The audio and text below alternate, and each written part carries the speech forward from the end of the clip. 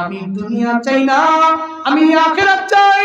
আল্লাহর দরবারে আমি বলতে পারবো, মাওলা রে,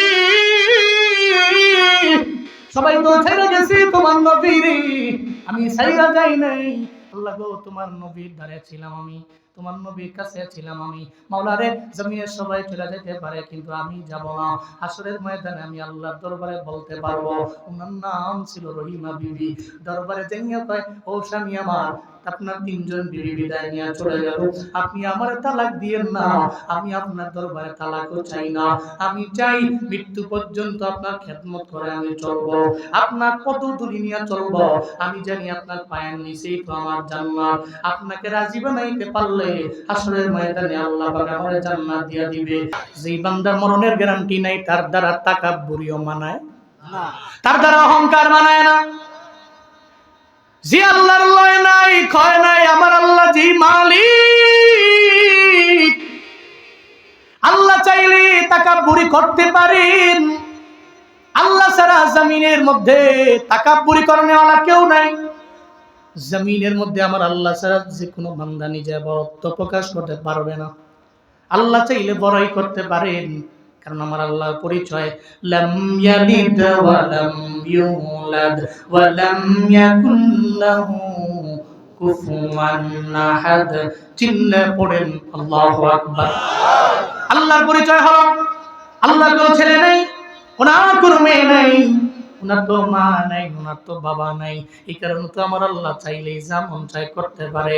উনি চাইলে কাউরে মাফ করে জান্নাতে দিতে পারে, আবার চাইলে আমার আল্লাহ যাবে গ্রেফতার করতে পারে। তাহলে আজকে থেকে নিয়ত করা লাগবে, যারা গুনার বান্দা এরা যা পাবে শুকরিয়া আদায় করে নিবে, আলহামদুলিল্লাহ বলবে। জীবনে কোনোদিন তাকাব্বুরির ভাব নিয়ে আর চলবে না।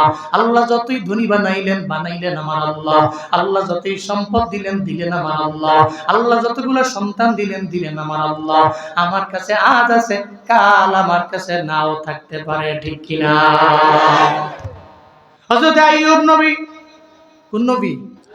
হযরত আইয়ুব পয়গম্বর, ওনার ব্যাপারে একদিন ইবলিস আল্লাহর দরবারে বলল, আল্লাহ গো, আমারে তো শয়তান বানাইলা, ইবলিস বানাইলা, আমি চাই আইয়ুব নবীর একটু পরীক্ষা করার জন্য, আমি চাই সে কি তোমার পাগল নাকি ক্ষমতার পাগল, এটা পরীক্ষা করার জন্য আমি চাই। আল্লাহ কয়, যাই প্লিজ, আমি আল্লাহ তোমারে সে পারমিশন দিয়া দিলাম, আমি আল্লাহ তোমারে সেই অনুমতি দিয়া দিলাম, তুমি চাইলে আমার আইয়ুবের পরীক্ষা করতে পারো। আল্লাহ পাক রব্বুল আলামিন পরীক্ষার মধ্যে ফালাইতে লাগলেন আইয়ুব নবীরে। নাম্বার 1 পরীক্ষা দিয়া দিলেন, ওনার জীবনের সবচেয়ে বড় পরীক্ষা। আল্লাহ ওনাকে অনেকগুলা মেষের মালিক বানাইছেন, আল্লাহ ওনাকে অনেকগুলা বকরির মালিক বানিয়েছিলেন, আল্লাহ পাক ওনাকে অনেকগুলা উটের মালিক বানাইছিলেন। রাখালের কোনো অভাব নাই। রাখালেরা তার মেষগুলো, বকরিগুলা যখন মরুভূমির মধ্যে চড়াইতো, হঠাৎ করে একদিন একটা বাতাস কোত্থেকে আসলো, সঙ্গে সঙ্গে বাতাস আইসা সবগুলা বকরি জমিন থেকে বিদায় নিয়ে চলে গেল, মানে মারাই গেল, একটা বকরিও নাই। রাখাল তো অবাক, দৌড়ে চলে গেলেন আইয়ুব নবীর দরবারে, যা বলে, পয়গম্বর আইয়ুব, আপনি আমার দরবারে অনেকগুলা বকরি দিয়েছিলেন, মেষ দিয়েছিলেন, এগুলাকে পরিচালনা করার জন্য আমি মরুভূমির মধ্যে গেলাম, ওখানে গিয়ে আমি এগুলা চড়াইয়া দিলাম, কোত্থেকে যেন কোত্থেকে একটা হাওয়া আসলো, ওই বাতাসের মাধ্যমে সব জমিন থেকে বিদায় নিয়ে চলে গেল। তার চোখ দিয়ে গড়ে গড়ে পানি পড়ে, কারণ মালিকের সামনে আমি কি বইলা হিসাব দিব, আমার কাছে তো বিশ্বাস করে মালিক এতগুলো বকরি আমারে দিল। আইয়ুব নবীর দরবারে যাওয়ার পরে নবী একটা বারের জন্য চোখের পানি ফেলায় কান্দে না। আইয়ুব নবী জানা দেয়, ও রাখাল, তোমার মন খারাপ করার দরকার নাই, আমার আল্লাহ পাক আমার এই বকরির মালিক তো আমার আল্লাহ বানাইছে, উটের মালিক তো আল্লাহ বানাইছে, মেষের মালিক তো আল্লাহ বানাইছে, তো যে আল্লাহ মাল দিতে পারে ওই আল্লাহ কেড়ে নিতে পারে, এই নিয়ে আমার কোনো চিন্তা নাই, কারণ দিতে পারে যে আল্লাহ, কেড়েও নিতে পারে সে আল্লাহ, ঠিক কিনা? যে আল্লাহ দিতে পারে সে আল্লাহ তো কেড়েও নিতে পারে। আইয়ুব নবী বলতে লাগলেন, সম্পদ দেওয়ার মালিক কে? আল্লাহ। কেড়ে নিছেন কে? আল্লাহ। এটা উনার দেওয়া। কার দেওয়া? আল্লাহর দেওয়া। এ মিয়া, আমার হাতে যে টাকা পয়সা আছে, কার দেওয়া? আল্লাহ। এটা আপনার না, আপনি তো মনে করছেন আপনার, এটা আপনার না, খোদার কসম আপনার না, এটা আল্লাহর দেওয়া। আল্লাহ কোরআনের কোথাও বলেন নাই তোমার রিজিক থেকে ব্যয় করো, আল্লাহ বলেছেন আমার দেওয়া রিজিক থেকে ব্যয় করো। কারণ দিছি আমি আল্লাহ, চাইলে সময়ের ব্যবধানে তোমার গরিব বানাইতে পারি।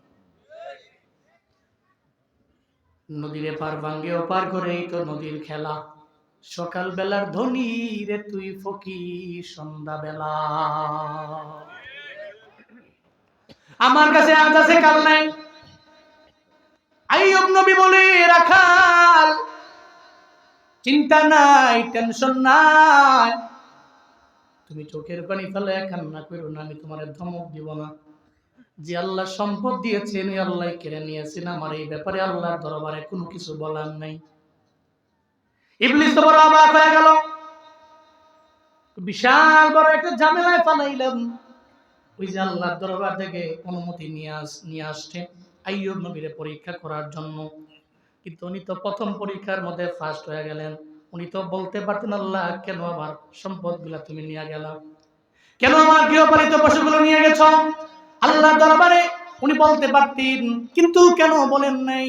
ওনার মনের মধ্যে চিন্তা ছিল যে আল্লাহ দেয়, ওই আল্লাহ তো আমার দরবার থেকে কেড়েও নেই, উনি এই কারণে বললেন না। আবার আল্লাহর কাছে তো এটা বড্ড পছন্দ হয়ে গেল। নাম্বার 1 পরীক্ষার মধ্যে উনি উত্তীর্ণ হয়ে গেলেন। এবার 2 নম্বরে ইবলিসকে আল্লাহ পরীক্ষার 2 নাম্বারটায় ফলায় দেন। আমি চাই যে কোনো ভাবেই হোক দেখে উনি কি আল্লাহর পাগল না ক্ষমতার পাগল, উনি কি তাকাব্বুরি করে নাকি রবের শুকর আদায় করে, উনি কি রবের গুণগান গায় নাকি না গায়। 2 নম্বরে আল্লাহ পাক আমারে পরীক্ষা দিলেন। আল্লাহ ওনাকে যতগুলো সন্তান দিয়েছেন সব সন্তানগুলো জমিন থেকে বিদায় নিয়ে উনি নিয়ে গেলেন। এখন ওনার কাছে নাই, সবাই বিদায় নিয়ে চলে গেল, সব সন্তান মারা গেছে, সবাই জমিন থেকে বিদায় নিয়ে চলে গেছে। আল্লাহ তো জমিনের মধ্যে বান্দাকে পরীক্ষা করে ভয় দিয়া, আল্লাহ বান্দারে পরীক্ষা করে সন্তান নিয়া, আল্লাহ বান্দারে পরীক্ষা করে সম্পদ কমায় দিয়া, আল্লাহ বান্দারে পরীক্ষা করে এইভাবে। এই ব্যাপারে কোরআনের মধ্যে বয়ান আছে না নাই? আর জোরে বলেন আছে না নাই? ওয়ালা নাবলুওয়ান্নাকুম বিশাইইম মিনাল খাউফি ওয়াল জু'i ওয়া নাকসিম মিনাল আমওয়ালি ওয়াল আনফুস والثمرات وبشر الصابرين চিল্লা পড়েন আল্লাহু আকবার। আল্লাহ তো আগেই ঘোষণা, আমি আল্লাহ তোমারে পরীক্ষা করব, বিভিন্ন মাধ্যমে আমি আল্লাহ পরীক্ষা হয়ে যাবে। নাম্বার 1 হয়ে দিয়া, এরপরে আমি আল্লাহ তোমার খানা কমায় দিয়া, আমি আল্লাহ তোমার মাল কমায় দিয়া, সন্তান নিয়ে আমি আল্লাহ পরীক্ষা করব। আল্লাহ আইয়ুব নবীর যত সন্তান দিলেন সব সন্তান আল্লাহ নিয়ে চলে গেল। ওনার বিবিরা চোখের পানি ফেলে ফেলে কান্না করে স্বামীর দরবারে আসে আর কয়, পয়গম্বর আইয়ুব আলাইহিস সালাম, ও আমার স্বামী, আমাদের যত সন্তান আল্লাহ দিয়েছেন সব সন্তান আল্লাহ নিয়ে চলে গেছে, একটা বারের জন্য চোখের পানি ফেলে উনি কান্না করেন না। উনি বইলা দিলেন, ও আমার বিবিরা, একটা বারের জন্য সন্তানের জন্য কান্দো না। আল্লাহ চাইছে তো সন্তানের বিনিময়ে আমাদের জান্নাত দিতে পারে আমার আল্লাহ। আল্লাহ নাবালেগ অবস্থা যাদের নিয়েছেন, এই নাবালেগ সন্তানেরা আমাদের জান্নাতে যাওয়ার ওসিলা হতে পারে কি পারে না? কারণ এই নাবালেগেরা জান্নাতের মধ্যে এক একজন পাখি। হাসরের ময়দানে নাবালেগ আল্লাহর দরবারে বলবে, আল্লাহ আমি একা একা জান্নাতে যাব না। আল্লাহ বলবে, কি চাও? আমার আব্বা আম্মারে আমাদের সঙ্গে দাও। কি করবা? জাহান্নাম থেকে ফিরে জান্নাতের মধ্যে নিয়ে যাব। এটা বলার পরে আল্লাহ বলবে, এই ফেরেশতারা, তোমরা দুইজনে এর আব্বা আম্মার রূপ নাও। সুবহানাল্লাহ, জোরে কয় না? তোমরা নিজেদের আকৃতিতে এদের সামনে যাও না, বরং মায়ের রূপ একজন নেও, বাবার রূপ আর একজন নিয়ে নাও। মা বাবার রূপ নিয়ে নাও, মা বাবার রূপ লইয়া তুমি মূলত ফেরেশতা, কিন্তু আকৃতি নিয়েছো তার আম্মা তার আব্বা। তার সামনে যাও, দেখো সে কি বলে আর কি করে। নাবালেগ বাচ্চার সামনে, যে নাবালেগ বাচ্চাটা জমিনের মধ্যে সাবালক হওয়ার আগেই মারা গেল, ওর সামনে যখন ফেরেশতারা তার আব্বা আম্মার রূপ নিয়ে তার সামনে দাঁড়িয়ে যাবে, সে যাওয়ার পরে আব্বার আম্মারে দেখার পরে একটা হাসি দিয়ে দিবে। এরপরে ও মায়ের কোলের মধ্যে যাবে, তার মায়ের বুকের বরাবর যাইয়া তার মাথাটাকে যখন রাখবে, সঙ্গে সঙ্গে তার মনটা মলিন হয়ে যাবে। আল্লাহ বলবে, বান্দা রে, প্রথমত কেন একটা হাসি দিলাম, এরপরে তোমার মন কেন বেজার হয়ে গেল? সে বলতে থাকবে, মাওলা রে, প্রথমত জীবনে কোনোদিন বহুদিন হয়ে গেছে সাবালক হওয়ার পরে তো এমনি আব্বা আম্মার আদর পাই নাই। যখন দেখলাম আমার আব্বা আম্মা আমার সামনে হাজির হয়ে গেল, সঙ্গে সঙ্গে খুশি হয়ে গেলাম, হাসি দিয়ে দিলাম। কিন্তু আমার মায়ের বুকের বরাবর যখন গেলাম, আমার মায়ের বুকের বরাবর যাওয়ার পরে আমি তাকায় দেখি এটা তো আমার আসল মা জীবনে কোনোদিন হতে পারে না।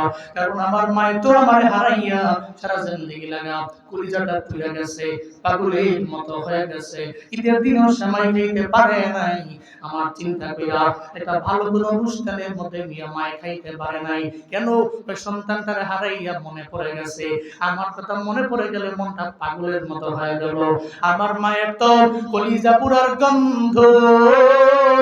আমার হারাইয়া আমার মা ছিল বেহুশ। আজকে আমি আমার মায়ের যখন যখন বুকের মধ্যে আমার মাথাটা রাখলাম, আমি তাকায় দেখি এটা তো আমার আসল মা না, কলিজা পুরা গন্ধ তো এখানে নাই। মাওলার এই কারণে আমার মনটা মলিন হয়ে গেল। এরপরে বাবার দরবারে গেল, বাবার চেহারাটা দেখা সঙ্গে সঙ্গে একটা হাসি মারলো। এরপরে আবার বাবার বুকের মধ্যে নিয়ে মাথা ঠেকাইলো, আবার দেখে দেখে মুখটা মলিন হয়ে গেছে। আল্লাহ কয় কি ব্যাপার, বাবার বেলাও কি একই ব্যাপার? হ্যাঁ হ্যাঁ, বাবার বেলাও তো একই ব্যাপার। আমি আমার রিয়েল বাবা পাই নাই, রিয়েল বাবার বুকের মধ্যে আমি মাথা ঠেকাইতে পারি নাই। আল্লাহ কয় ফেরেশতারা, তার আব্বা আম্মার আকৃতি নেওয়া লাগবে না, তার সত্যিকারের আব্বা আম্মারে আনো, তার সত্যিকারের আব্বা আম্মারে তার সামনে আইনা দাঁড় করাইয়া দাও।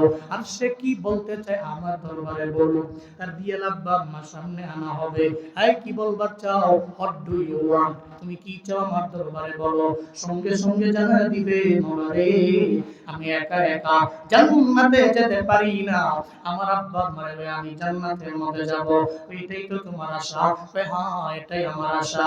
আল্লাহ পাক বলে যাও যাও, আমি আল্লাহ তোমারে পারমিশন দিয়ে দিলাম, সেই সামর্থ্য আমি আল্লাহ দিলাম, আমি আল্লাহ তোমারে সেই রাইট দিয়ে দিলাম। তোমার আব্বা আম্মারে জাহান্নাম থেকে ফিরাইয়া এই মুহূর্তে তুমি জান্নাতে নিয়ে যাও।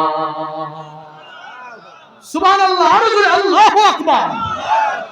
আতিনা ফি দারে দুনিয়া না হাসান, আতিনা ফি দারে উকবা না হাসান, ইয়া গিয়াসাল মুস্তাগীসি নাহদিনা নাফদিকারা বিল উলুমে ওয়াল গিনা, হর গরি দেনে কো তু তৈয়ার হ্যায়, जो न मांगे उस्तुवे जारो है।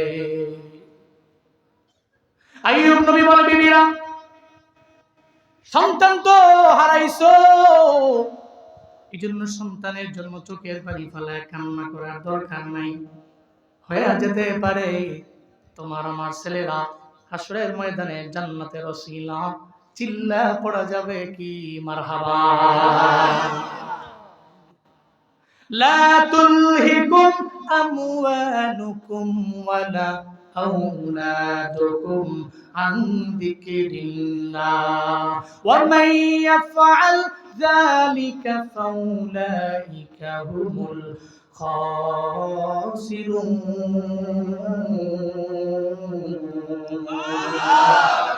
আল্লাহ পাক বলেন, লা তুলহিকুম আমওয়ালুকুম ওয়ালা আওলাদুকুম আন যিকরিল্লাহ। মনে রেখো, সম্পদ দেওয়ার মালিক কে? আল্লাহ। সন্তান দেওয়ার মালিক কে? আল্লাহ। এগুলা পাইয়া আল্লাহরে ভুলো না, কারণ আসল কে? আল্লাহ।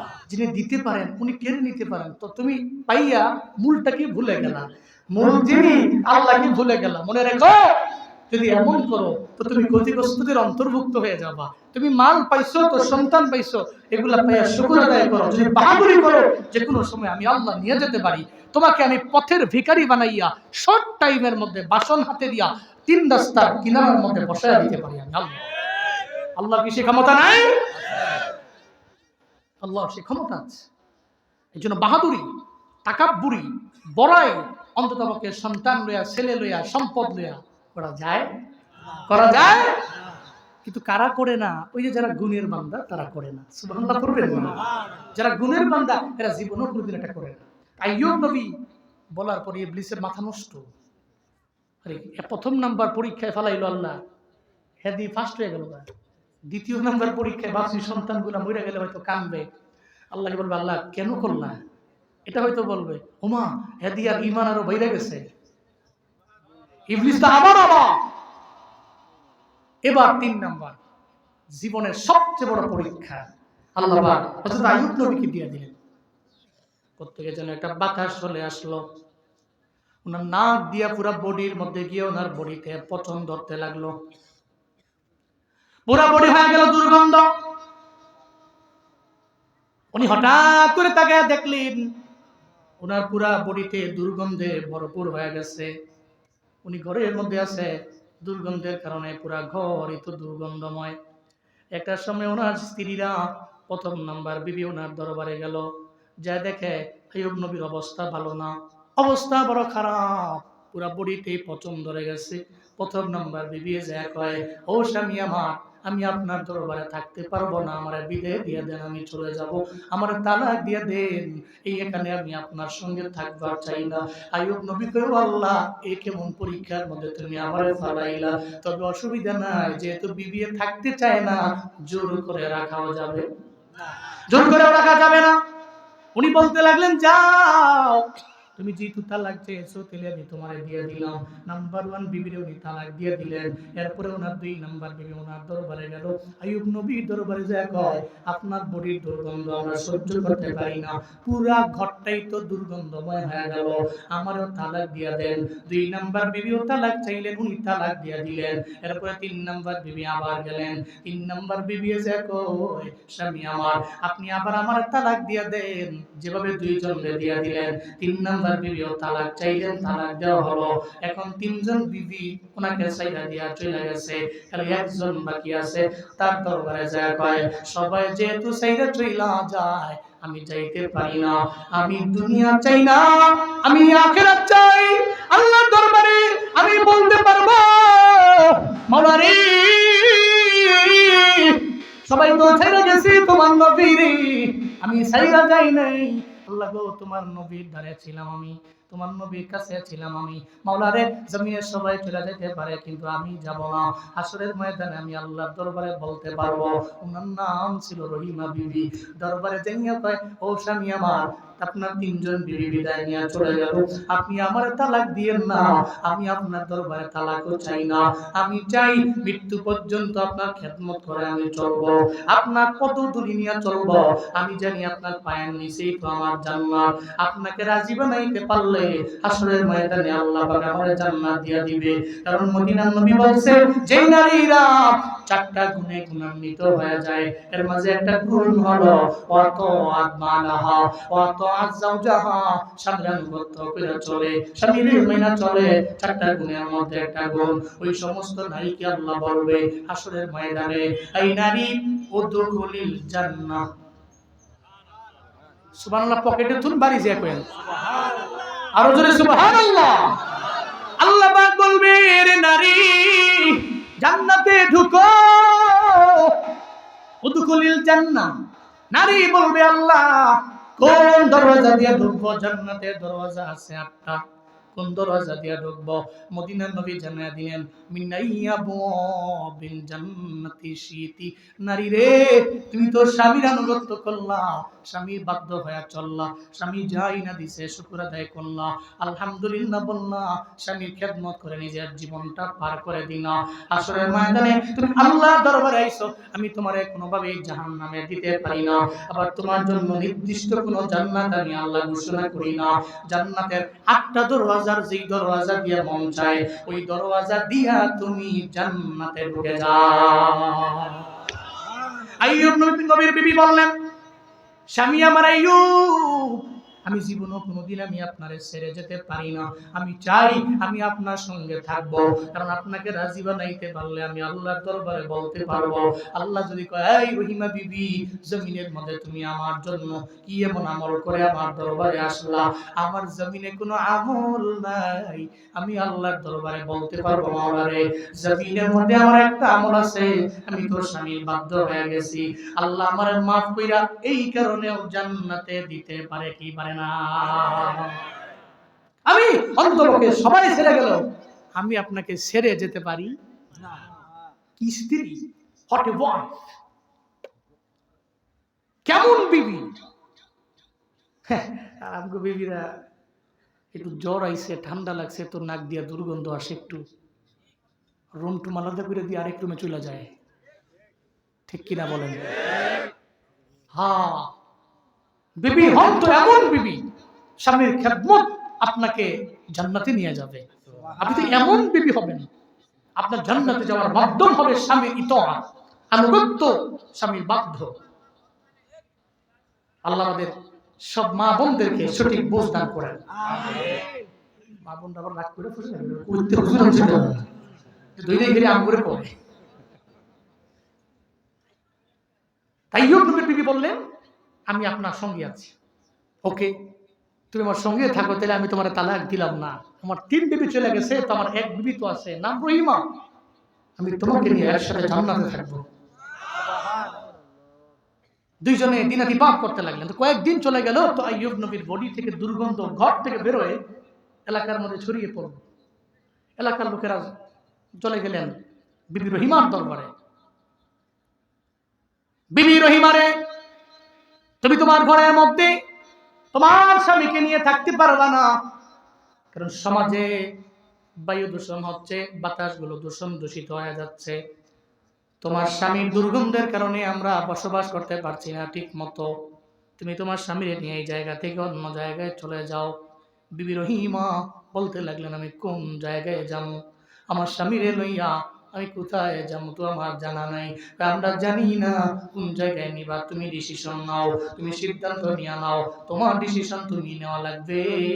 একটা পর্যায়ে রহিমা বিবি কয়, মাওলারে আমি তো একা আছি, আমার সঙ্গে ডানে বামে সামনে পেছনে তো কেউ নাই, এখন তো বিছানার মধ্যে তার দুর্গন্ধ যুক্ত বডিটাও, এই বডি তো আমার সঙ্গে কেউ ধরবে না, তবে আমি যেহেতু আছি আমারই তো এক জায়গা থেকে আরেক জায়গায় টাইনা নেওয়া লাগবে। রহিমা বিবি তার মাথার মধ্যে আইয়ুব নবীর নিলেন, আইয়ুব নবীর লয়া ঘর থেকে বের হইয়া বিশাল এক জঙ্গলের মধ্যে চলে গেছে। একটা বারের জন্য চিন্তা করে নাই দুর্গন্ধযুক্ত বডি আমি মাথায় নিব না, চিল্লা পড়া যাবে কি মারহাবা। জঙ্গলের মধ্যে চলে গেলেন, ওখানে আইয়ুব নবী আর ওনার বিবি, আইয়ুব নবীর বিবি, আইয়ুব নবীর পুরা বডিটাই তো দুর্গন্ধযুক্ত, খাবার তো নাই, খাবার তো ম্যানেজ করা লাগবে, জঙ্গলের মধ্যে খাবার তো কেউ দিয়ে যাবে না। বিবি রহিমা চিন্তা করলেন, আমি এখানে বসে থাকলে হবে না, মানুষের বাড়িতে যাওয়া লাগবে, মানুষের বাড়িতে কাজ করা লাগবে, মানুষের দরওয়াজার সামনে গিয়া নক দিয়া যদি কোনো কাজ থাকে কাজ করব, ওখান থেকে কাজ পেলে যা পাবো আমি আমার স্বামীর দরবারে নিয়ে আসবো।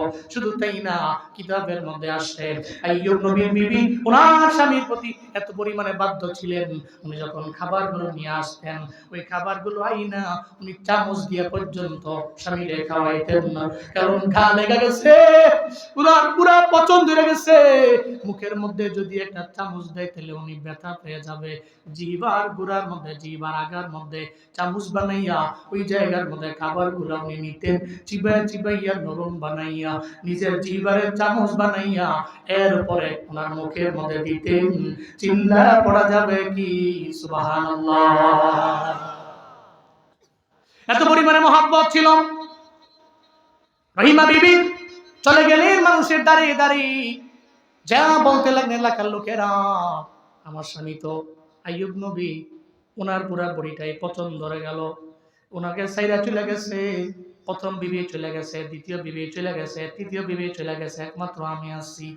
মানুষের দ্বারে দ্বারে যায়, মানুষের দরবারে যায়, বিভিন্ন কাজ করে সারা দিন লাগে, কাজ করে সন্ধ্যা বেলায় চলে আসে, আবার জঙ্গলের মধ্যে এসে ওনাকে খাওয়ায়, সারা রাত লাগে ওনারে পাহারা দেয়। এভাবে যখন দিনাতিপাত করতে লাগলেন, একটা পর্যায়ে উনি একদিন একটা সওদাগরের বাড়ির সামনে গিয়া দাঁড়াইলেন, ডাক দিলেন, বাড়ির মধ্যে কেউ আসেননি?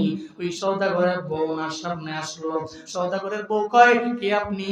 কয়, আমি একজন মুসাফির, আমি একজন পথিক, আমি আপনার বাড়িতে কাজ করার জন্য চাই। সওদাগরের বউ কয়, আপনার চেহারা দেখে তো মনে হয় একটা সম্ভ্রান্ত পরিবারের মাইয়া, আপনি আমার বাড়িতে কাজ করার জন্য কেন আইছেন একটু বলেন না।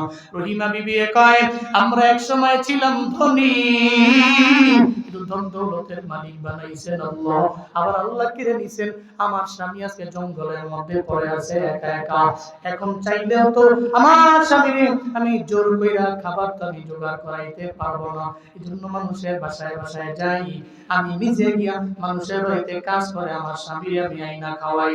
এই কথা শুনতে দেরি সওদাগরের বউটা কয়, এমন তো মানুষ আমার জমিনের মধ্যে আছে, আপনারা একটা ধর্ম মানেন, ওই ধর্মের নাম কি? ওই ধর্মের নাম হলো ইসলাম। ওই ইসলামে আমি ঢুকবার চাই, ওই কালেমা পড়া লাগবে, ওই তেলে পড়া দেন লা ইলাহা ইল্লাল্লাহ, জোরে লা ইলাহা ইল্লাল্লাহ, সবাই লা ইলাহা, লা ইলাহা ইল্লাল্লাহ